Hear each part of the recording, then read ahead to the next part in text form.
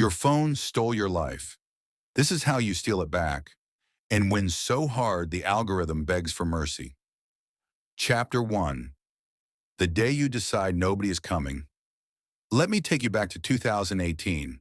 Empty apartment, cold floor, one plastic chair, one dying laptop, the kind where the fan sounds like an airplane trying to take off. On the screen, an email. Someone wanted to buy my entire company for $10,000. I had poured 3 years of my life, 42 sleepless weekends, 2 credit cards, and 1 broken engagement into that business. I had bled for it, but the world looked at it and said, yeah, we think it's worth about the price of a second-hand Honda. I stared at that email for 2 hours. Do I sell? Do I quit? Do I cry? Do I go back to some safe life? I almost took it. Rent was due. I had $80 in my account and 3 packs of noodles in the cupboard. But then, something snapped. Not outside, inside. And it wasn't anger, it wasn't sadness. It was clarity. I realized something that would change my life forever. Nobody was coming.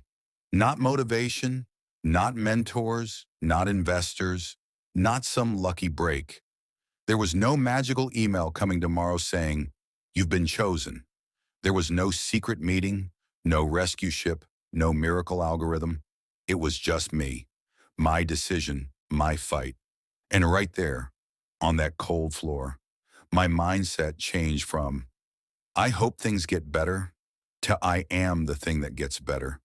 I said it out loud, to no one in that empty room. If it's going to happen, it's going to be me. That was the day I stopped waiting and started building. I didn't sell, I didn't quit. I didn't post about my struggle on social media. I didn't announce a comeback. I did something less glamorous. I got to work. No applause, no audience, no permission, and 6 months later, that same business, the one I almost sold for $10,000, passed $100,000 per month. Not because I found motivation, because I found responsibility. That's how real change begins. Not with hype, not with perfect planning, not when you feel ready. Real change begins the moment you say, I'm done waiting for someone to care more about my life than I do. Because until then, we pretend. We pretend we're stuck because of time, or support, or luck. But really, we're stuck because deep down, we're still waiting for someone to save us. But no one is coming. The day you stop waiting, you start winning. Not because everything gets easier, but because finally you stop expecting it to. You stop outsourcing your future. You stop auditioning for approval. You stop handing your focus to things that don't pay rent in your life. You build without applause, without permission, without perfect conditions. That day is the day you become dangerous. So let me ask you, what have you been waiting for? Motivation? Validation? The right time? Someone to tell you you're good enough? Seriously, what?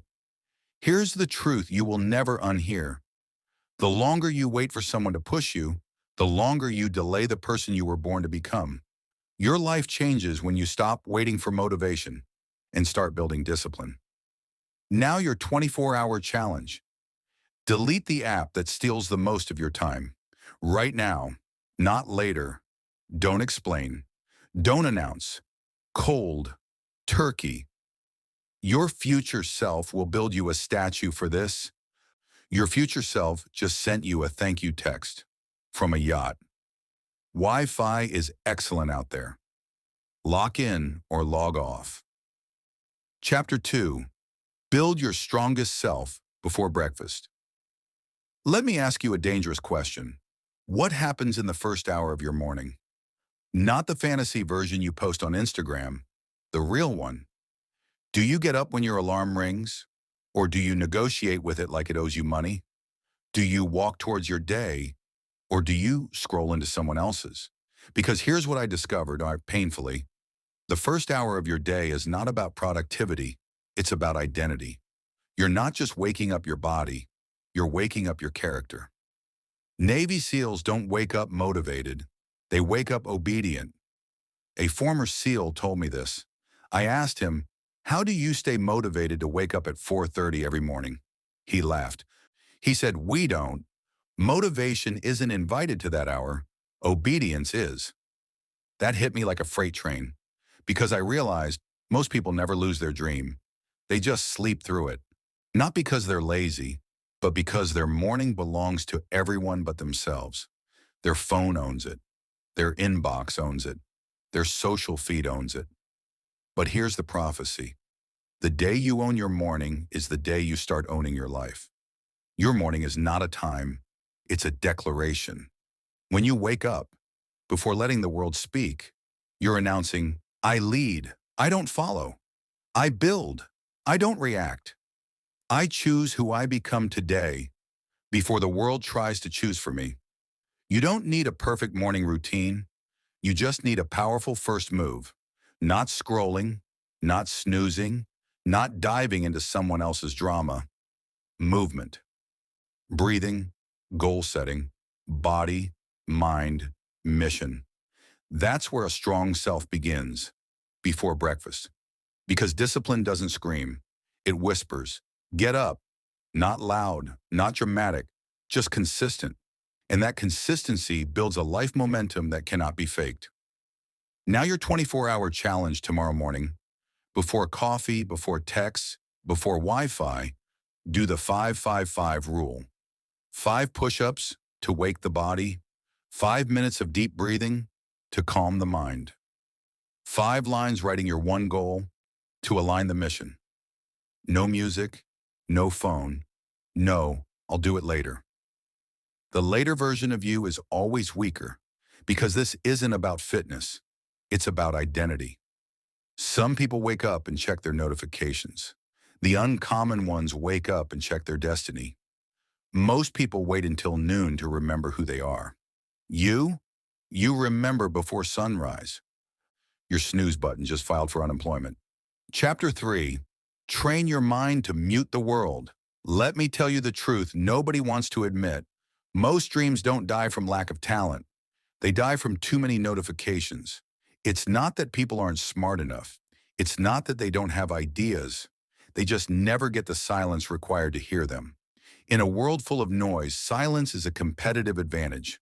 In 2022, I made a radical decision. I turned off every notification, not just social media, text messages, email alerts, even news updates. My phone didn't ring. It didn't buzz. It didn't light up. Friends thought I disappeared, but I didn't disappear. I began to appear in my life. Because when the phone stopped talking, my mind finally started speaking. You don't realize it, but every buzz, every ping, every little dopamine hit is not just stealing your time. It's stealing your deep work, your clarity, your creative genius, the very ingredients of your destiny. Ever notice this? Some days you feel drained, tired, uninspired, yet you didn't even do anything challenging. You didn't build a business. You didn't study a big concept.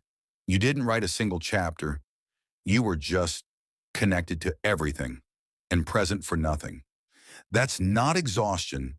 That's attention fatigue. Here's the uncomfortable truth. Your attention is not just something you have. It's something you trade.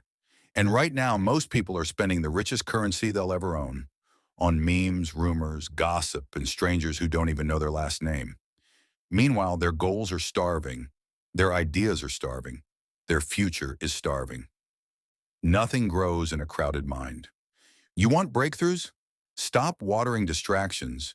You want focus? Create distance. You want clarity? Create silence. One entrepreneur once told me, I don't work with loud people. If they're busy broadcasting, they're too distracted to build. That line tattooed itself on my brain. I wasn't just distracted by others. I was distracting myself. So I ran an experiment. I spent 90 days in what I called monk mode, not in the mountains, no meditation retreat, Just one rule: no external voices before building my internal voice. No notifications, no news, no random scrolling, no reaction mode, only creation mode for 90 days. And do you know what happened? I didn't lose connection with the world. I gained connection with my purpose. I didn't miss out on what mattered. I stopped missing out on me. My journal filled with ideas, my notebook filled with strategies. My brain, for the first time, felt like a partner, not a problem. Because here's what focus really is. Focus isn't about forcing your mind to work harder. It's about training your environment to interrupt you less. Your phone isn't just a device, it's a doorway. Every notification is a knock on that door. Some knocks bring opportunity, but most knocks bring noise. The world doesn't need more motivated people. It needs less distracted people. Your next challenge, the 24-hour monk mode reset. Yes, you can do this. And yes, it'll be uncomfortable. Step 1. Turn off all notifications except calls from 2 people you deeply trust. Step 2. Airplane mode from wake up until 6 p.m. Step 3. Keep a notebook nearby. Every time you want to grab your phone, write instead. Step 4. Use that clean space to do one task deeply. No multitasking, no tabs, no dopamine breaks. Not forever, just 24 hours. Let the world miss you for once. What you'll learn in those 24 hours: the world doesn't collapse without you. Your brain works beautifully when it's not being hunted for attention. The silence isn't empty. It's full of everything you've been ignoring. You didn't go offline. You just became the main character again. Chapter 4. Fight for the dream. They laugh at most dreams don't die because they are impossible. They die because we hate the feeling of being laughed at. Mockery kills more dreams than failure ever will. Picture this: a young, exhausted single mother writing her fantasy novel in cafes because she couldn't afford heating at home, rejected by 12 publishers. One editor literally said, "Children won't read 500 pages about wizards." One of those rejection letters? She used it as a doorstop. Yes, a doorstop. To keep the door open while she kept writing.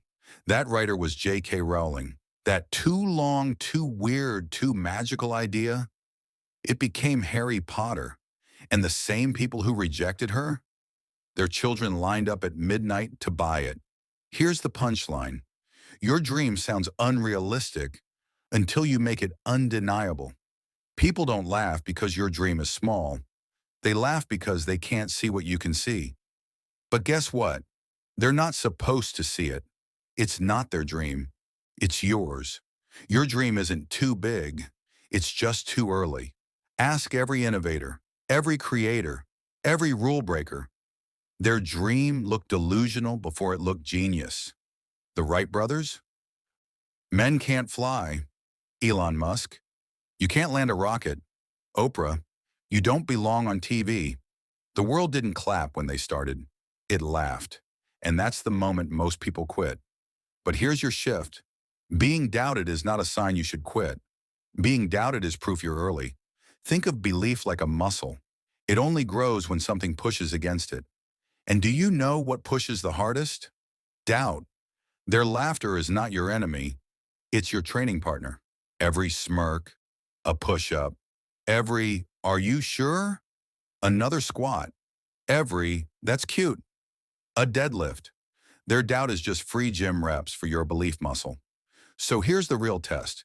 Can you keep believing when nobody claps? When your dream is still invisible? When you don't even fully believe it yourself yet?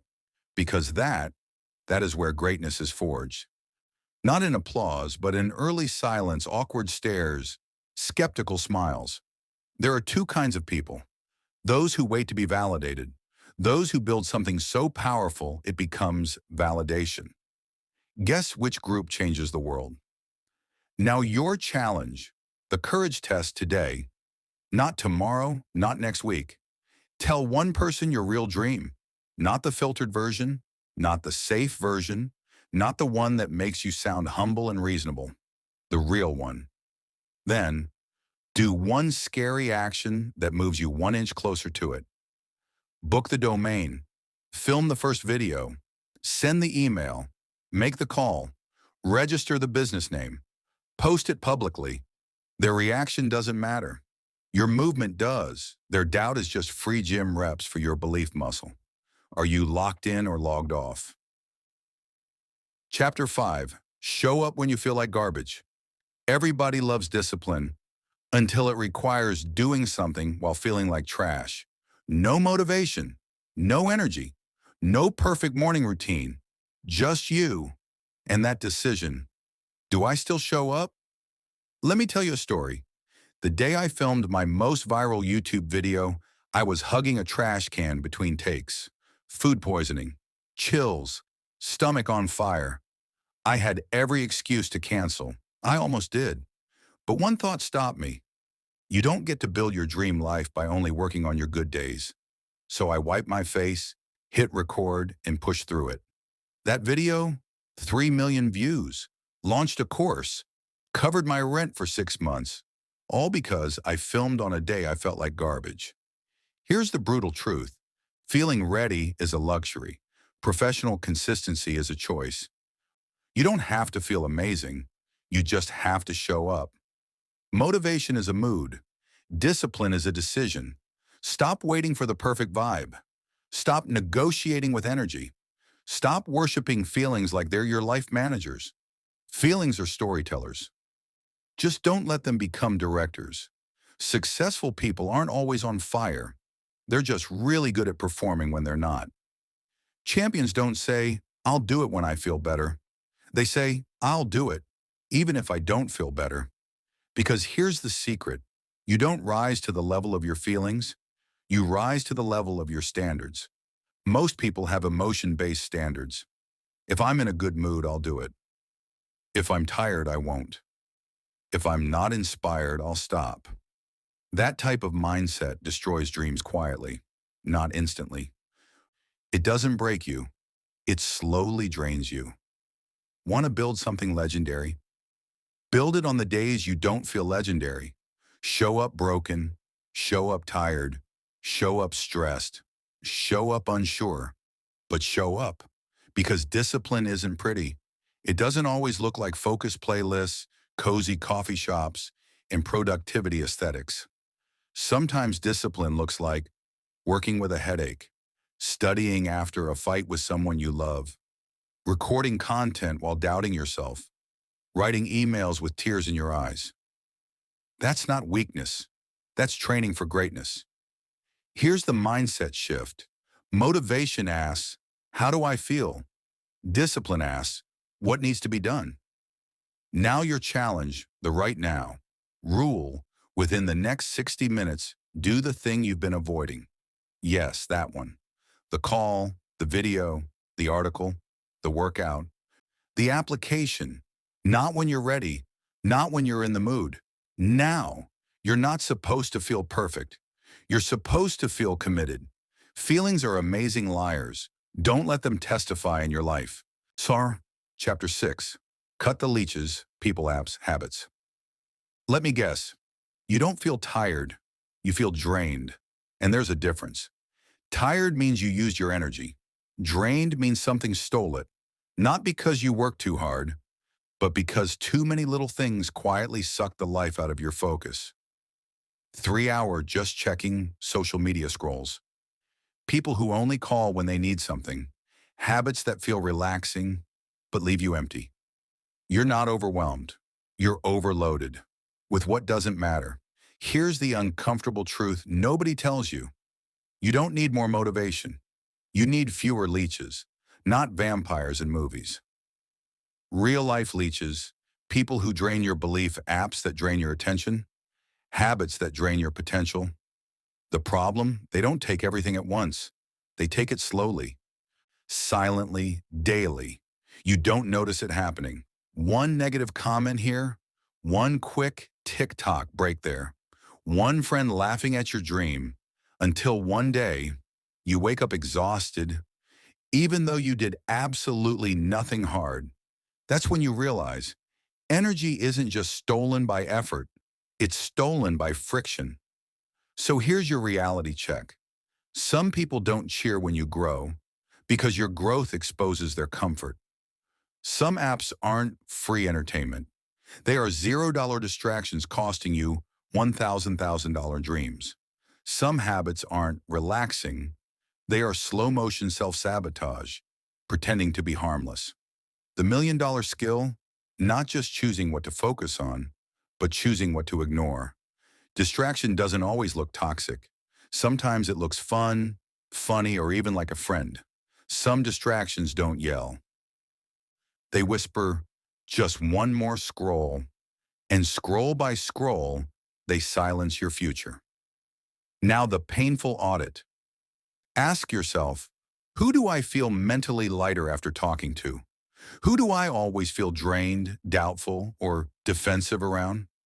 What app do I open when I'm running from real work? What habit do I call relaxing, but it never actually restores me? Circle the answers. There. Those are your leeches. The moment you remove them, your clarity won't just improve a little. It will feel like taking off ankle weights you didn't know you were wearing. My moment of truth. 2 years ago, I unfollowed 248 accounts in one sitting. Not because they were bad, but because they made me feel like I was behind. I replaced them with creators who taught, built, shared, and lifted. That single decision didn't just clean my feed, it rewired my brain. My screen stopped draining me, it started training me. Read this twice.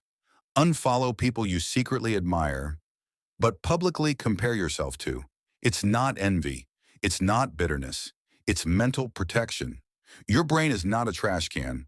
Stop letting every opinion, trend, and meme live in it. Now your challenge, the digital detox mission. Right now, not later, mute or unfollow 50 accounts that make you feel behind, less, or stuck. Don't think.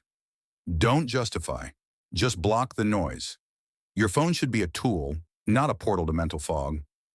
Do it, then screenshot it. That's your first receipt of focus. If it doesn't spark future millions, thank it and block it.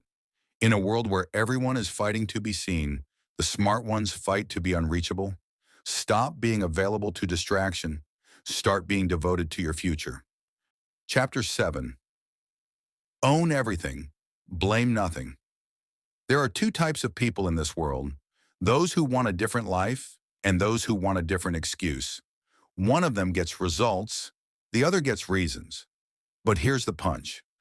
As long as you keep your excuses, you will never get your future. The day you stop blaming is the day you start building. Blame is comfortable. It protects your ego. It lets you sleep peacefully at night.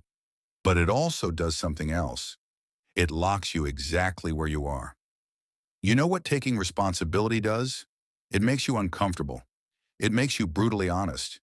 It wakes you up at 5 a.m. with a question. If this is my fault, then fixing it is in my hands. And that is when life starts to move. I learned it the hard way. 6 years ago, I messed up a business deal. My ego blamed my partner. My frustration blamed the economy. My pride blamed bad luck.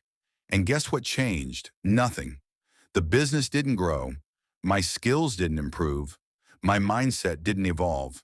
Because as long as I kept blame alive, my growth stayed dead. One night I wrote an apology email, not to my partner, to myself. I wrote, I am responsible, not for what happened, but for what I will do about it. I never sent it, but I never forgot it, because in that moment I realized blame keeps the past alive. Responsibility builds the future. Here's the tough truth. It isn't your parents anymore. It isn't your school. It isn't your boss, location, or followers. It isn't timing, luck, or talent. Your future is not waiting on them. It's waiting on you. When you tell yourself, I'm not where I want to be because of me, that doesn't make you weaker. It makes you dangerous because now you're not waiting on anyone. You've taken the steering wheel fully, and that is where momentum begins. You know why blame feels good? Because it gives you relief without giving you change. It makes you feel justified not empowered. It gives you pity, not progress. You don't want pity, you want power. Now read this twice. You cannot fix what you do not own. Until you claim it, you can't change it. You heal faster when you stop blaming. You grow faster when you start owning. The test to know if you're ready for success. Next time something goes wrong, instead of asking, who caused this? Ask, what can I do about it? That's where leaders are born. That's where freedom starts. Now your challenge, responsibility. Rewrite, grab your phone, notes app. Write down the last thing you blame someone else for. Now rewrite it starting with, I am responsible because, example, I am responsible because I didn't set boundaries. I am responsible because I avoided clarity. I am responsible because I waited instead of acting. It hurts, but it also heals. Blame is the only expense that costs you your future and still sends no receipt. People who blame wait for things to change. People who own begin changing things. Choose your side. Chapter 8, Push Harder. When quitting feels genius, there's a moment every creator, every athlete, every entrepreneur, every dreamer hits it. It's quiet, no applause. Your motivation is leaking. You start asking dangerous questions. Why am I even doing this? Maybe this just isn't for me. Maybe quitting is actually smart. That's not laziness. That's persuasive quitting, the kind that feels logical, mature, even responsible. It doesn't tell you stop. It whispers, you've tried enough.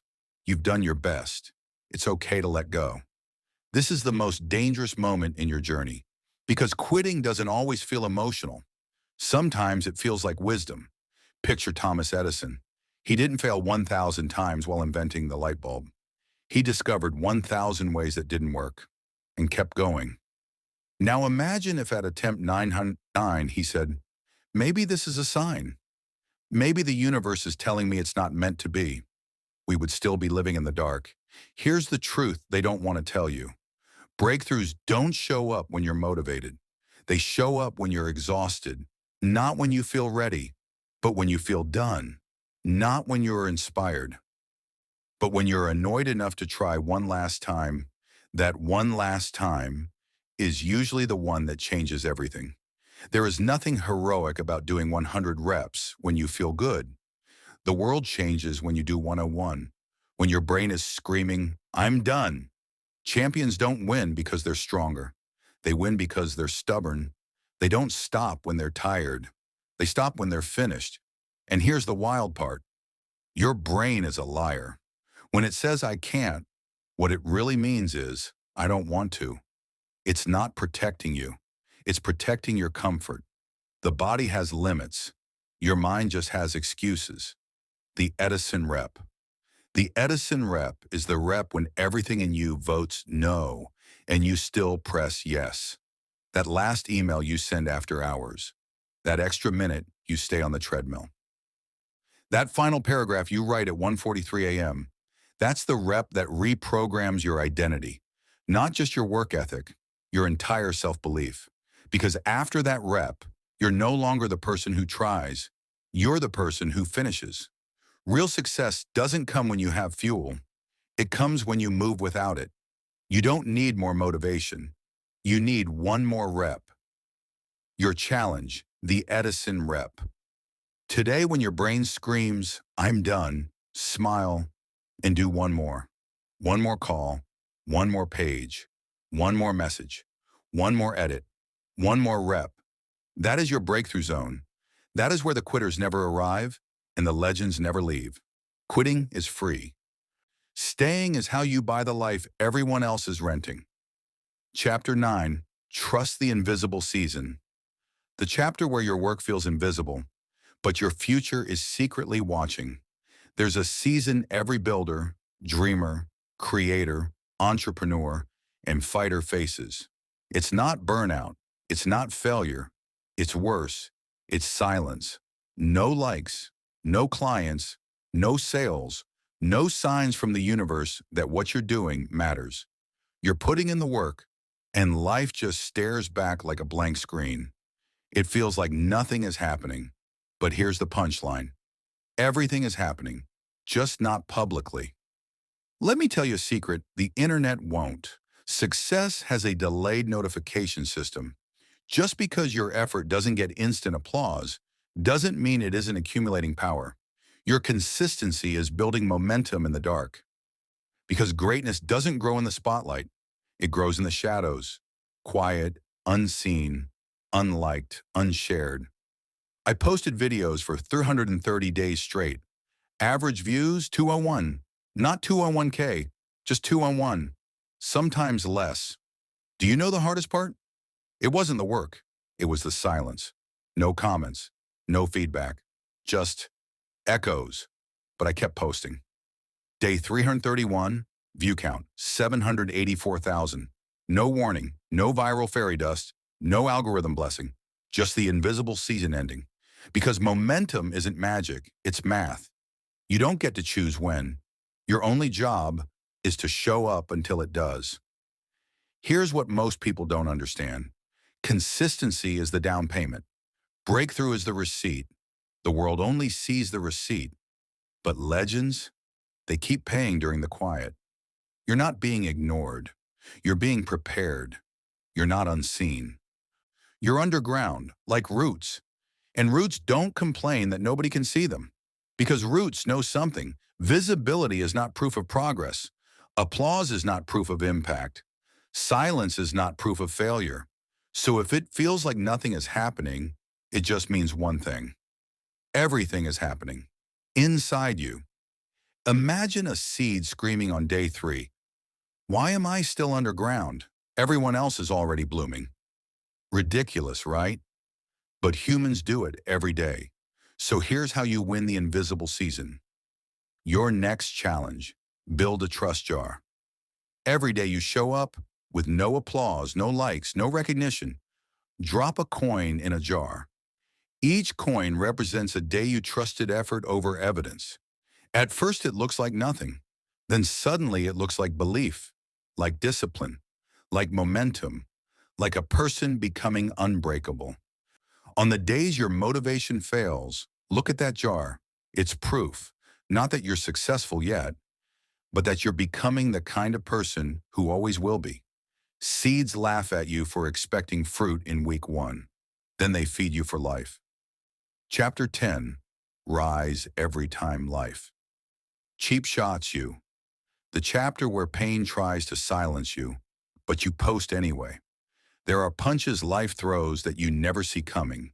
The betrayal, the canceled deal, the launch that flops, the friend who ghosts you the moment you start winning. But the most dangerous punch isn't the hardest one. It's the quiet one, the invisible one, the one that makes you whisper to yourself, maybe this isn't for me. 2023, June, the month I got canceled. A screenshot taken out of context. A 30-second clip ripped from a 2-hour video. A flood of comments. Fraud. Fake. Unfollowed. Done with you. Just like that. Half my income gone in 48 hours. I didn't lose money. I lost certainty. Certainty in my work, in my voice, in myself. But here's what I learned. Life doesn't test you when you're ready. It tests you when you're exposed. That night I couldn't sleep. Fear told me, stay quiet. Shame told me, disappear. My brain told me, wait until things get better. But here's the trick. Things don't get better. You do. So at 5 a.m., while half the internet was still roasting me, I posted a video. Not a response, not a defense, just the next video. The video I would have posted if nothing went wrong. That video didn't erase the pain. It didn't fix everything. But it did something more powerful. It protected my momentum. It proved something to myself. I don't post because I'm comfortable, safe, calm, admired. I post because I'm a builder, and builders build, even with shaky hands. Resilience is not avoiding the punch. It's posting with the bruise still fresh. The truth? Failure doesn't take you out. Silence does. Embarrassment doesn't take you out. Quitting does. Criticism doesn't take you out. Self-doubt that makes you disappear does. Here's the real test of greatness. Can you show up when showing up feels humiliating? Can you create when nobody trusts your voice? Can you stay visible when your brain screams hide? Because successful people don't have fewer bad days. They just refuse to let bad days decide who they are. Pain is not a stop sign. Pain is just proof that you're still in the fight. Your next challenge: come back in public. If you failed this week, do the exact thing you failed at again, today. Not when you feel ready. Post it, share it, speak it, build it. Whatever your thing is. Failed at sales, make another call. Video flopped, upload another. Proposal rejected, send the next one. Ghosted by clients, show up anyway. Don't heal in hiding, heal while moving. Your doubts run on Wi-Fi. They lose power when you move. Fall 7 times, post 8. That's the algorithm for Unbreakable. Locked in or logged off.